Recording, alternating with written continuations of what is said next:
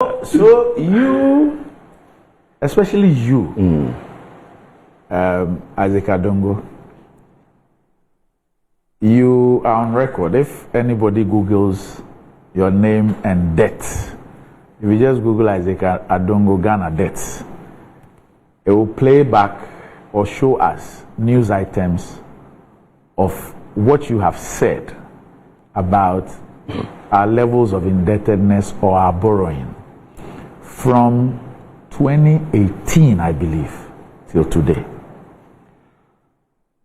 Eventually, we landed at the IMF. We got a program. Although we are not done with the external part, so I don't know what is yet to come. But at least we got a program. The IMF held a joint press conference with Ghana. The IMF has published the staff report and statement. That's the country report number 23/168. We now know. We've seen an investor's presentation by our own finance minister and governor. Now, just about this, I would say expectedly, you try to put a spanner in the works by suggesting that people went there gallivanting and were terrible at negotiation and we didn't do really well. I think that, to be honest with the situation, beyond the issue of the expected 600 million, and I think the last few days, the issue of what this really will mean in terms of the financial situation of many Ghanaians is also played up a bit as a result of the announcement by the PURC of the electricity tariffs. But I think that people are yet to come to terms with what exactly this ECF, what this extended credit facility means for Ghana, what this program means, and whether we are done with this program. Yes, thank you, Randy. If you recall, the key expressions that have used since 2018 has been a warning to the government of Ghana that we are experiencing heightened fiscal and external vulnerabilities. Correct. This has always been my expression. And that is exactly what the IMF is saying today, and had warned them that we're on the path of ending where we have ended. And I'm not surprised. But Randy, when I say this program is not properly negotiated, there's a sense in which I say that. One, if you ask the people of Ghana to name your team that negotiated this program, you'll struggle to find one beyond the finance minister and occasional presence of the governor. You'll struggle. And then it's consultants that it uses. You'll struggle to find one. But this is a national program. It is a Ghana program. And you need to bring on board varied expertise in order to come up with a program that is enduring and that gets to the bottom of the problem. That is one. Two, Randy, I want to put on record that the IMF took the decision, in my view, to save this economy upon an SOS letter jointly signed by the Ministers for Finance and the governor to the IMF a few weeks ago, to the governor, to the managing director, in which they had painted an alarming situation if this deal was not approved. And I dare say that if you read the release that came from the bilateral creditor committee for the debt treatment we applied for, nowhere in that release did the creditor committee say that they had reached any financing assurances for Ghana. Really? No, nowhere. Nowhere in that release was that said. And yet the IMF took that to imply that there was a financing assurance from the creditor committee. And I dare say it's no. I believe strongly that we don't even have financing assurances. But this was needed to save the economy. Period. We were still not compliant. You see, the issue of financing assurances is a conclusive agreement with the creditors, in which the creditors agree to surrender their original rights in the old loan agreements that is signed with you, and to say that we won't go back and enforce those agreements anymore. But that we have reached a new arrangement, which is a restructuring, that now defines the obligations of Ghana and the right of the creditor. And on the basis of that, if you plug the numbers, you might see that we are becoming debt sustainable. There is no such an MOU from the creditor committee to the government of Ghana. And Randy, if you read this document carefully, paragraph 50 of this document, it alludes to the fact that we don't have such financing assurances. Paragraph 50 says, and I want to quote, it said that staff expects to receive in due time sufficient assurances that the ongoing debt restructuring will generate financing consistent with program parameters and will restore debt sustainability. The next paragraph. Staff is comfortable that sufficient assurances will be delivered by the official bilateral creditors under the common framework before consideration of Ghana's request for an arrangement under the ECF. So what is it that gives them that assurance? It isn't. That something will happen. Exactly. Yes. So if that is the case, Sri Lanka, there's a creditor committee set up. Why is that not being interpreted to mean financing assurances? Zambia has had a creditor committee set up several years now. Why is that not being interpreted to mean financing assurances? Now, you would say... Could there be something that the IMF knows that you and I don't know? Well, but I have a document, and the process of financing assurances are issues of fact. They are not conjecture. Yes. Evidenced by a memorandum of understanding varying the original agreement to which they can be committed. We don't have that. No, my question to you, what I want to understand is that how come that in the absence of this, what you've spoken about, which is factual, which is the case, how come in the absence of that, the board of the IMF will still be comforted enough to go ahead and grant us a program? There must be something. There must be something. So Randy, yes, Ghana is a poster boy of the IMF. Okay. Ghana has always been a low-hanging fruit for the IMF when it comes to demonstrating a country that will deliver and that will give the IMF a good name. And don't forget that there is serious opposition to the IMF and the Bretton Woods institutions across the globe. And they have a client who potentially can tell a good story. But also don't forget that they have learned from the experiences of Sri Lanka and Zambia, where the delays have derailed the economies. And you don't want to be agreeing at a program when it becomes almost impossible to reverse the damage that has been done. So to that extent, it makes sense that the IMF will do everything to help Ghana. That is my first point. But Randy, if I say the program is badly structured, what is our biggest problem in terms of going to the IMF? Our biggest problem is their sustainability. Okay, we currently are assessed to be unsustainable in terms of our public debt. We are doing about 104% of GDP in terms of debt coverage. And that is what we seek to address. The rippling effect of that is that we have huge debt service, which is beginning to affect the reserves that we get, because now you have to pay the offshore in dollars and all of that. Look at the indicative numbers published in this report. And you will find that even by the end of this program, the projection is that we'll still be doing very elevated levels of debt to GDP. 86%. Huh? 86%. Which page are you reading from? Page 3. 3. Yes. Look at the debt to GDP numbers. We currently are ending 2020. We ended 2022 with 88. We are looking to end 2023 around 98. It will come down to 92, 90, and then we'll end with the program around 2026 at actually 86.4%. Does this solve the problem? Randy, does it look like a solution? No.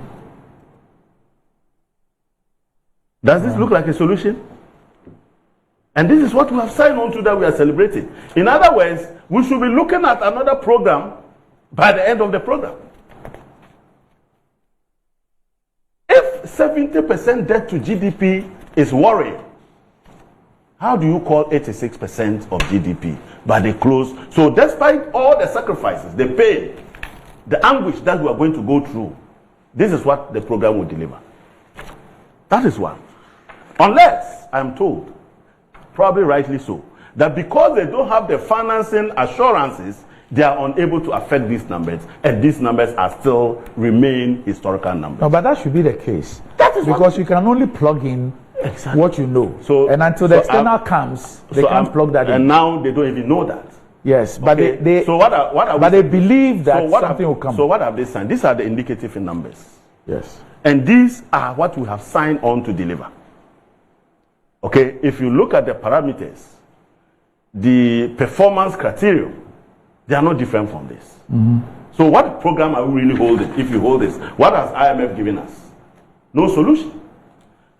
Randy, the other bigger problem is that some of the trade-offs are really inimical to the growth and development of our country. The IMF agrees in this document that as a result of DDEP, we are going to suffer a trade-off in economic growth. And if you look at the projections of economic growth, you are seeing 2%, 1.5%, 2.8%, peaking at 5% by the close of the program. But Randy, what are the trade-offs? The trade-offs is that we are undertaking two sets of adjustments. Mm-hmm. We expect a 1.1% growth in revenue to GDP in 2023. But in subsequent years, we expect only 0.5% growth in revenue. Cumulatively over a 3-year period, we are expecting to grow revenue to GDP by only 3% to 18.7%. But we are expecting to adjust expenditure by 2.1%. So cumulatively, a 5.1% fiscal adjustment is what is required. Where are we getting those things from? Randy, we are supposed to cut capital expenditure by 0.9%. So there won't be development. We have to reprioritize and cut capital expenditure. We are expected to control the wage bill, one, by providing rigidity in the upward adjustment of wage bill, and two, when somebody says that they have not proposed a freeze on employment, then the person has not read this document. Mm-hmm. This document is saying that we should make a savings of 0.5% of the wage bill. And this will be done two things. Slow down increase in wage bill and hiring. What it then means is that we are not going to lay you off, but if for some reason you leave the public sector, we are not going to add on. So that in the end, we will get 0.5% of GDP savings. Not 0.5% of staff numbers, but 0.5%. These are numbers. These are money. How do you make money if you are not reducing numbers?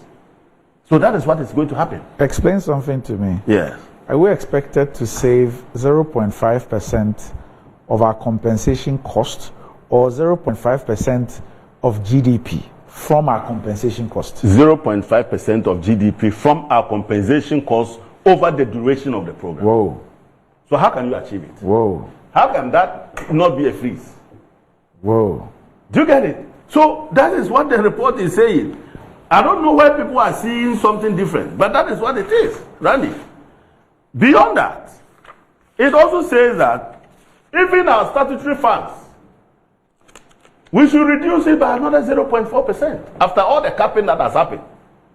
With National Health Insurance Authority struggling to fund its operations. Get Fund being saddled with 1.2 billion Ghana cedis of debt service because of the Hunhundios Dutch bonds. They now have just about 56 million to distribute for the whole of the year. From Get Fund collections of about 4.2 billion, they only have about 56 million left for the year. They are still saying go and take 0.54% of that. The next condition is that we must reduce our goods and services budget by about 0.5%. That I agree. But what this means is that the trade-off is human, which is the wage bill, and it is employment. The other trade-off is that we are not going to see roads in our communities, even though they are constructing roads somewhere. We are not going to see water.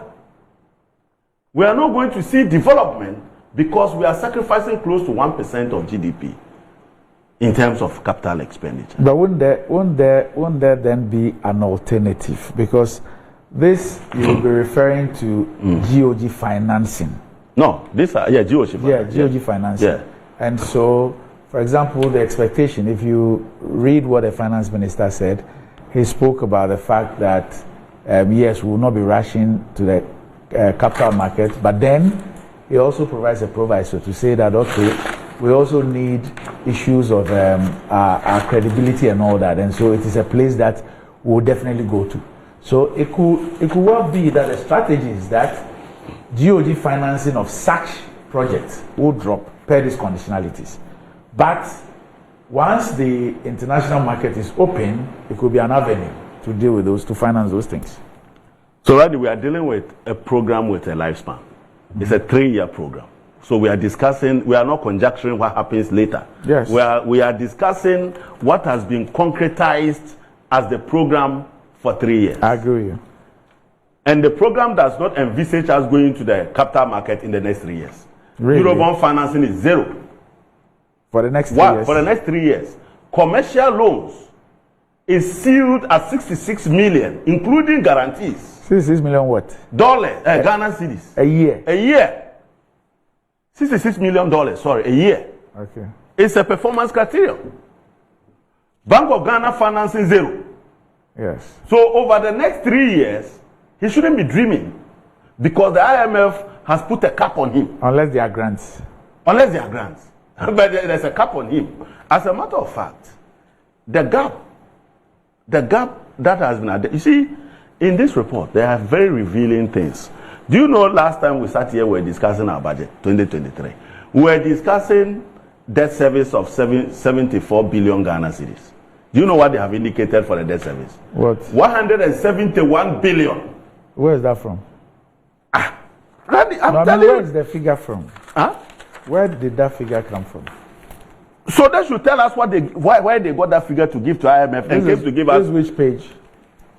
This is, I think. Your eyes are better. This 38, page 38. Your eyes are good. I don't go to see that. 38, page 38. And for our viewers who keep wondering what we're referring to, this is the IMF country report number 23/1. I beg, leave it there. That is a Ghana request for an arrangement under the extended credit facility. Run the table 2C. I've seen it. Look at debt service. Public sector gross financing needs. Good. And sources. I'll come to that. Look at debt service. Debt service for 2023, 171.9 billion. Does that look like anything we saw in the budget? Yeah, I see that here.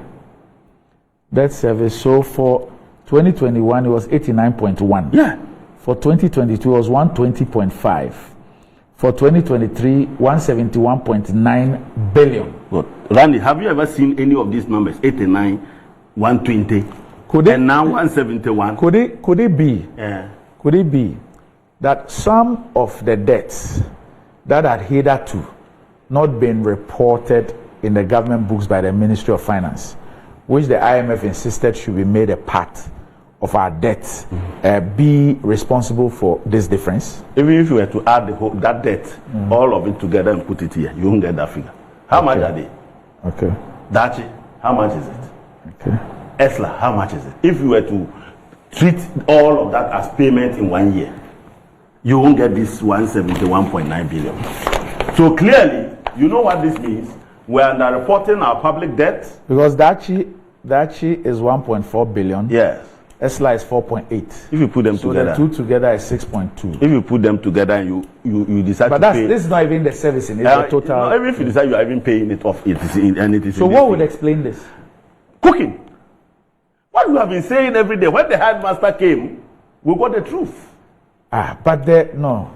I saw my figure. No, but I'm not saying it's your figure. This is the But the gap between, so for example, it's about 100 billion. Yeah, for example, in the budget statement for 2023, what was the figure for debt service? The Debt service was 52 billion. Okay. Plus amortization of 22 billion. Okay. Bringing it to 74 billion. Okay. The two of them put together is debt service, 74 billion. Yes. But here, they are reporting debt service, 171.9 billion. Yeah, I can see that. Randy, does that look like we are safe? That's like an extra 100 billion. Where was that figure? So the deficit they were reporting to us, these numbers, 120 billion in 1 year in 2022. Did you see any figure like that? So this is the level. Let's go back one, please. Please indulge me. Let's go back one. Let's go. This 171.9 at least is a projection for the year. Yes, but in 2022, actual. This document deals with an actual, which is 120.5.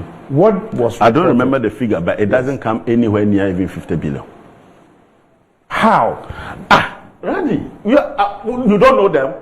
Are you now hearing this? I've been telling you that these people, they are financial engineers. I've been using this word. You don't listen. These are financial engineers. Look at the numbers. Do they look like numbers you are familiar with? So, Randy, how can you? I mean, for 2021, the actual 2021 was 89.1 billion. Yeah. 89.1 billion. 2021. Debt service. And 2023 is supposed to be higher than the last 2 years. In 2021, what was our total revenue? Yeah, in 2021, what was our total revenue? 2021 because was about 105 billion. Total revenue. Yeah. Randy, I'm coming to something. You understand where that Hussein has the answers. You get where I'm going if you take your time. Please take your time. Please. Yesterday, the governor released the summary economic and financial data. Yes. And said that somehow our total public debt had declined by 141 to some 400 and something billion. At a debt to GDP of 71%. Yes. For 2022. Yes. This is the document he presented. It starts at December. December 20. Yes. Randy, the document that I am referring to ends in December 2022. Is that not? Yeah. There's a figure here for December 2022. The only thing is that this one deals with an estimate. No, 2022. Yes. Actual. And he is also stating actual. Okay. I'm coming. Unless you are looking at table 3. The same table that we're looking at. The one that we're looking at, the debt to GDP and the rest. Yes. You will find that the debt to GDP that he reported at the end of December, okay, is not the figure he's quoting there. If you saw the one I showed you earlier, the debt to GDP is in the 90s. Table 3. Look at debt to GDP. Yesterday, what date was he reporting? December 2022 was 88.1. He's now reporting 71. Randy, this document that you are holding is the document that the Minister for Finance and the Governor of the Central Bank presented on the sidelines of the recently ended spring meetings last month at an investor forum. Yes. Just last month, that governor was quoting 88.1% debt to GDP at the end of December. But here, yesterday, he was quoting 71. Between the meeting and yesterday, What has changed? Could he have actuals. come by some data? Actuals. Yes. And it is the same actuals here. The same 88 that he's here, that he was reporting, is the same 88 in this document that the IMF has released only 2 days or 3 days ago.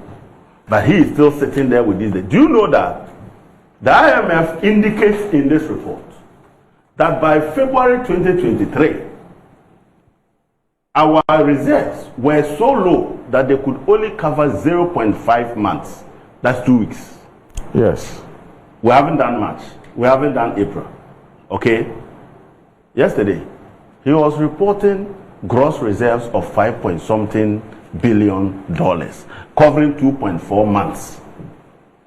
Even before he received the IMF money. And yet, the projected flows from IMF and all other sources for the whole of this year is $4.2 billion. That $4.2 billion will assist the government of Ghana and the Bank of Ghana to build reserves to $1.7 billion at the end of the year. We are not even at the end of the year yet. The flows have not yet hit because in April we didn't have the 600 million. He was already doing 2.4 months. And this 1.7 will cover only 0.8 months of import cover. That 4.2 billion, they are expecting 1.2 billion from the IMF. So in addition to this 600 million, by the next review, if you meet the targets, we will get another 600 to make it 1.2 billion. And we expect another $530 million from the World Bank and what they refer to as residual gap of about 2.4 billion, which will come from the debt restructuring with external partners. Randy, your governor is already doing 2.4 months in April. When the project that he has gone to sign up is saying your reserves are so low that we will give you 1.2 billion from IMF. Don't spend that money, don't intervene in the market so that you build your reserves. We will give you a further 530 million from the World Bank. When you put that together, your reserves will go up to 1.7. These two figures gives you 1.7. What it simply means is that you cannot do it if you have reserves. You don't have forex reserves now. That's what it technically means. And that we are going to give you 1.7 between IMF and the World Bank by the end of the year. Make sure you don't throw that money into the market. Suspend this, your parallel arrangement, where you have a Bank of Ghana rate and then the market rate. Harmonize the rates, because you are simply using that to cook the data and to more or less influence rates. So you have, I recently said the Bank of Ghana has the rate and Abuja have the dollars. You don't sell dollars, and yet you have a rate. When was the last time Bank of Ghana sold dollars? So how are they getting the rate? That they ended the year with 8.6 cedis to the dollar. Why were they buying those dollars or selling those dollars? So the World Bank, part of the condition is that going forward, they will harmonize and unify the forex rates and allow the market to determine. And that any time they are going to sell dollars, they should sell at the market rates. And that they should go back to use option as the sole tool for releasing dollars onto the market. And that part of the reason we are here, you remember there was a day I told you that the Bank of Ghana governor said, don't be selling your dollars because there will be headwinds one day. The IMF is telling you that you threw all your dollars in the market in search of what they call the single-digit depreciation. Now we are doing 54%. And we don't even have the dollars anymore.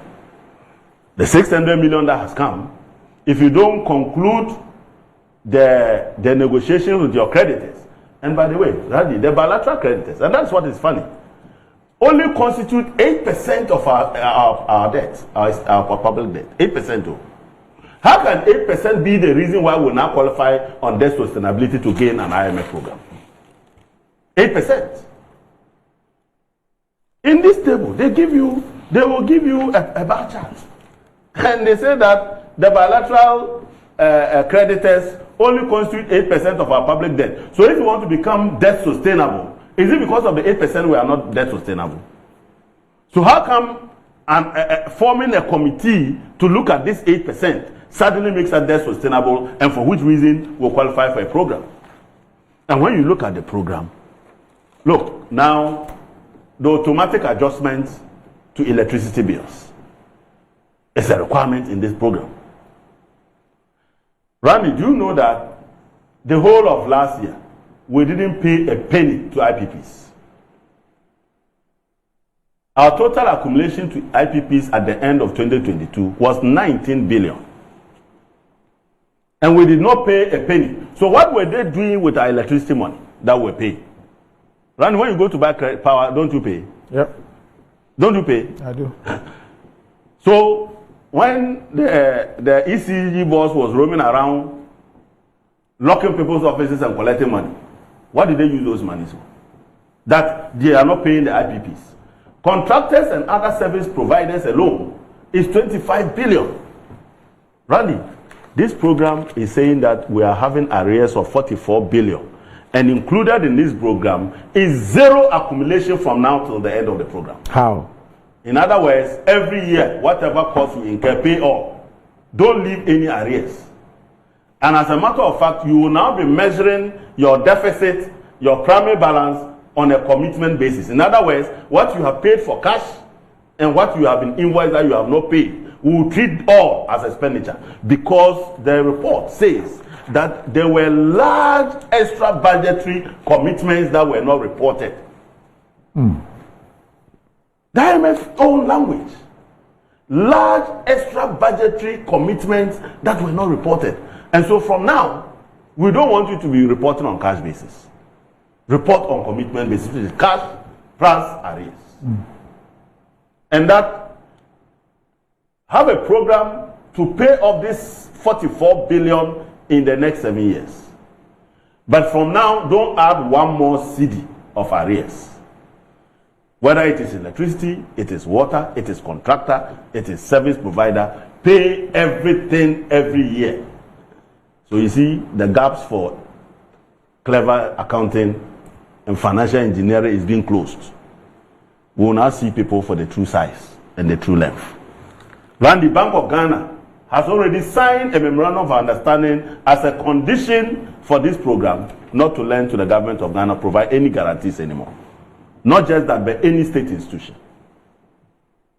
You remember when we accused them and they said it's not true? You remember they attacked you and wrote a long letter? Yes. This report, they are reporting 44 billion exposure to government, Yes. Bank of Ghana. Yes. Where did the figure suddenly drop from?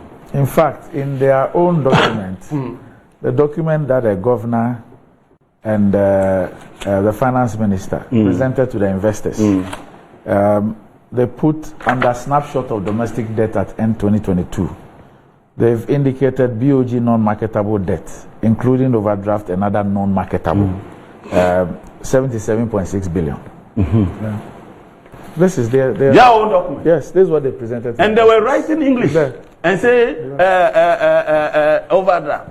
You remember I came here and said that when you say you lend to government, you don't carry the money in sacks to go and give them. No, recently I said that the Bank of Ghana has given us, until I had this kind of Bank of Ghana, I didn't know that an overdraft could be something you owe over an 18-month period. So what they do is that at the end of the year, they monetize it. They turn it into a medium-term bond. As of now, government. You said on this program where we have dealt with so we haven't done with it. It's now reflecting in an IMF program. So Randy, we are expecting 1.2 billion. But say Beba, because 600 million is a relief package. You know, you are so dire. You write a letter telling us that look, you are not down to the bone. You don't even have anything called reserve. And you see the numbers are showing. Your end year figure of 1.74 billion reserve is equivalent to the 1.2 plus the 530 million from the World Bank, which gives you 1.7. So you don't have a penny at the Bank of Ghana or a dollar there. So when we give you the money, the condition is that don't go and throw it into the market and pretend that you are providing money, some dollar for people to go and buy fuel. Gold for oil. Gold for oil. Now you don't hear it again, right? So that is the problem they have. They are telling them to reverse the recently obnoxious imposition of surrender of gold exports to Bank of Ghana. The IMF is asking them to reverse that. It is not your money. And those are the monies that goes to the bank and create forex liquidity in the banks. Because you don't have reserves, you tell the mining company when they export and they get their forex, they should come and give it to you and collect cedis. You are being asked to reverse all of that. So, Randy, there are very serious times ahead. If you look at the adjustment terms in terms of expenditure, and you know, in 2022, you remember when the market was closed to them? One of the reasons was because they said they were suddenly going to grow our debt, our revenue to GDP from 12.6% to 20%. You remember I sat here and said it's not possible. The whole 3 years. You went to Parliament to the whole 3 years of this program, they are only growing the revenue to GDP to 18.7 over a 3-4 year program. And yet you came and said 1 year you are doing 20%. You think that the investors don't reason? They don't have history about our country? This report is asking them to go back and review and strengthen the anti-corruption action plan that was developed in 2014 by John Dramani Mahama, which they threw away and engaged in all manner of corrupt practices. They are now being directed by this program to go back and strengthen anti-corruption activities, and are referring them to that same document that they threw away to go back and strengthen it. Have you ever heard of anti-corruption action plan before? Since these people came, has it featured in their vocabulary? It was that program that made them to start going after national service and all his own appointees to clean up the system. So we have an IMF program poorly negotiated, a lobbying activity other than a technical exercise. The end result is that we have been given a program that does not solve our problem. We still are not even compliant for a program because there is no memorandum of understanding between Ghana and the creditors. As a matter of fact, there are no financing assurances. What we have been given is a respite from a magnanimous IMF that was willing to bend backwards to save our economy from total collapse. All right.